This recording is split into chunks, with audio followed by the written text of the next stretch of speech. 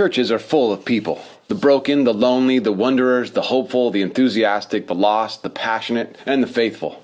For many, this gathering represents the whole of their church experience. They'll listen attentively to a message, they'll sing a few songs, they'll be invited to pray, and then they'll return to their lives. But for some, questions will start bubbling to the surface of their faith. Is this the extent of what Jesus intended for his followers? Who is the church for? Why does the world need the church, and what is the church after all? Well, the church isn't the building where people attend weekly services. It's not a program, a list of rules, or a philosophy. The church isn't a political affiliation, a country club, or a holiday tradition. The church was never intended to be just an assembly of people wearing nice clothes and saying nice things. The church is all the followers of Jesus everywhere. The Greek word for church is the word ekklesia. It's the combination of two words, ek, which means out, and kaleo, meaning called.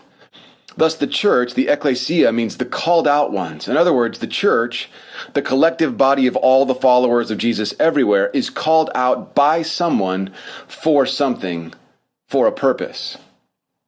The beginning of the book of Acts has Jesus calling his disciples to a task, bringing something called the gospel, the good news, to all the world.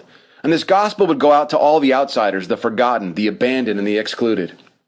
And they, those outsiders, would see and receive that good news as actually good.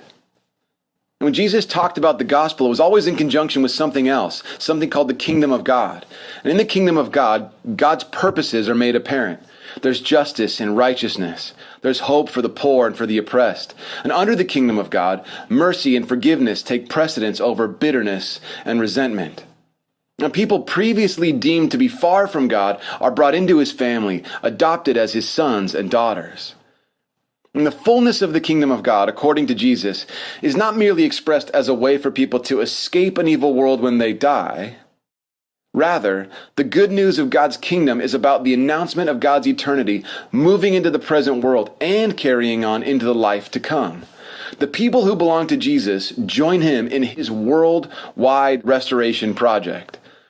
And the called out ones, the church, are committed to advancing this good news of God's kingdom into the world, not as a means of helping people avoid the world, but rather to see God's kingdom life being made real here and now.